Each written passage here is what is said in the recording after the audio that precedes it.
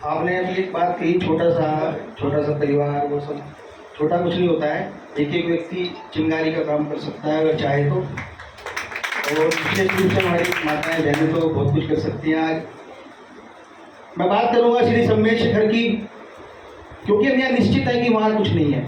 आप लोग जाते हो, वंदना करते हो, लाडू चढ़ाते हो, आ जाते हो, वहाँ कुछ नहीं है। लेकिन आपको शायद पता नहीं है कि वहाँ पर हो क्या रहा है हमारे साथ। हम अहिंसक जैन समाज के साथ हो क्या रहा है, वो मैं आपको संक्षिप्त में बताना चाहूँगा। ये जन जागरण है, हमारे समाज को जगाने के लिए। श्री सम्मेद शिखर शाश्वत तीर्थ भूमि है। अनंत अनंत संत तीर्थंकर जो भी मोक्ष की ओर जाएंगी। लेकिन आज वहाँ क्या स्थिति है वो आप समझने का प्रयास करिए। अभी 2 अगस्त 2019 को झारखंड सरकार की अनुशंसा पर केंद्रीय वन मंत्रालय ने एक गजट नोटिफिकेशन जारी किया, जिसके अंदर लिखा है कि पारसनाथ वन्य जीव अभयारण्य का एक भाग जैनों का तीर्थ माना जाता है। क्या माना जाता है? अनादिकाल से है और रहेगा। ये तो हमें बिल्कुल स्वीकार नहीं है। उस गजट के अंदर श्री सम्मेद शिखर का उल्लेख नहीं है। उस गजट के अंदर पारसनाथ भगवान या 20 तीर्थंकरों का उल्लेख नहीं है। तो बहुत ही चिंता और पीड़ा का विषय है, क्योंकि वो गजट जारी हो चुका है। इको सेंसिटिव जोन में वो गजट जारी किया गया है, वहाँ पर पर्यावरण पर्यटन की ताकि संभावनाओं को तलाशा जा सके। जैसे कि आपको विदित है कि आज राज्य सरकारें शराब और टूरिज्म के नाम पर पैसा कमाने का प्रयास कर रही है। लेकिन क्या वो हमारा तीर्थराज पैसा कमाने के लिए है?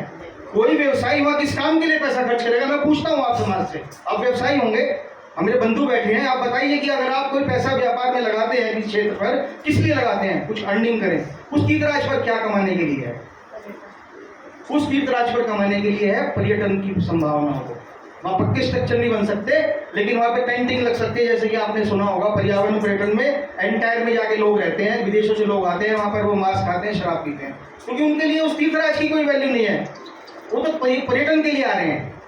और अभी 2 साल के अंदर हमारी जो ये बजट नोटिफिकेशन है, उसमें ये था कि जो स्टेट गवर्नमेंट है वो टूरिज्म पॉलिसी बनाए।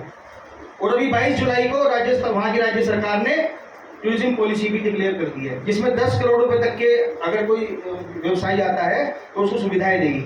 मैं पूछना चाहता हूं कि उस तीर्थराज पर ऐसा क्या है जो कोई आदमी पर्यटन के नाम पर पैसा लगाएगा?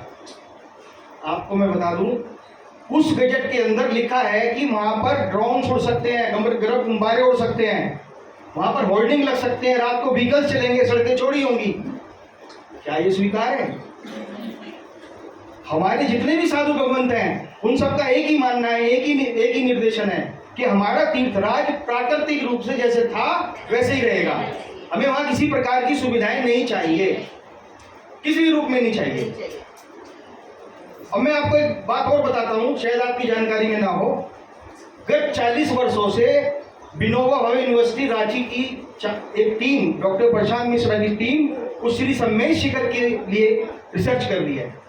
और उनकी ये प्रमाणिक रिपोर्ट है कि वहां पर अवैध रूप से पेड़ों का कटान हो रहा है, अवैध रूप से पत्थरों का खनन हो रहा है। अभी मई में पहाड़ दरके हैं वहां पर। क्या आप जानते हो?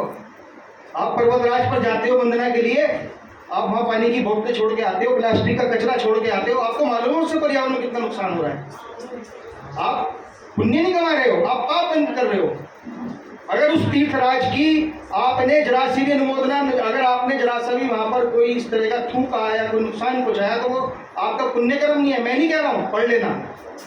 लेकिन आप उस तीर्थराज को, वो खतरे में है, हमें नहीं पता खतरे में है, क्योंकि आप लोग तो जाते हो आ जाते हो, जाते हो आ जाते हो। आपने कभी अखबारों में पढ़ने की कोशिश की हमारे तीर्थराज के साथ क्या हो रहा है? हमारी कमेटियां इस बात को प्रचारित नहीं करती। हम कहां से ढूंढ लिया, हमें कैसे मिल गया? हमें ऐसे मिला कि 15 जनवरी 2022 को उस पर्वतराज पर हजारों लोग जूते चप्पल लेकर चढ़े।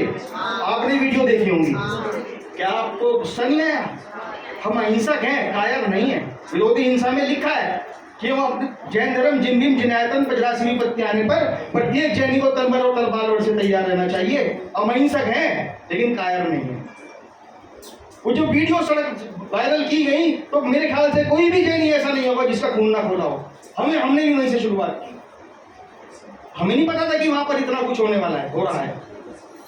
वहां पर यात्रियों का पंजीकरण क्यों नहीं होता? वहां पर स्कैनर्स क्यों नहीं है, वहां बैरियर्स क्यों नहीं है, वहां सीआरपीएफ क्यों नहीं बैठी? अजैन तीर्थों पर क्यों होता है ऐसा, हमारे तीर्थ पर क्यों नहीं है हमारे यहाँ?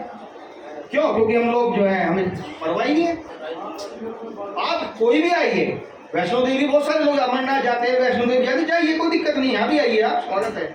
लेकिन हमारे तीर्थराज पर, हमारी टोकों के ऊपर हम बिल्कुल भी जूते चप्पल लेकर बैठने नहीं देंगे, क्योंकि 15 जनवरी फिर आने वाली है, 1 जनवरी 15 जनवरी फिर आने वाली है।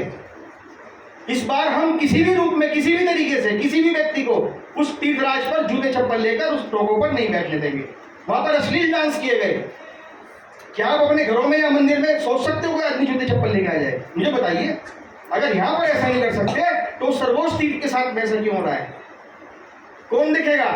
आप कुछ लोग ही कमेटी के ऊपर सारी चीज छोड़कर अपने घर में निश्चित हैं। जिस प्रकार से आप अपनी घर, संपत्ति, व्यापार का ध्यान रखते हैं, आपको तीर्थों का भी ध्यान रखना होगा, क्योंकि तीर्थ बचेंगे तभी धर्म बचेगा। मैं इसी निवेदन के साथ यहाँ पर आया हूँ और पूरी कमेटी और हमारे जैन साहब अक्षय जी का धन्यवाद देता हूँ कि हमें मौका मिला यहाँ पर आपसे बात रखने का।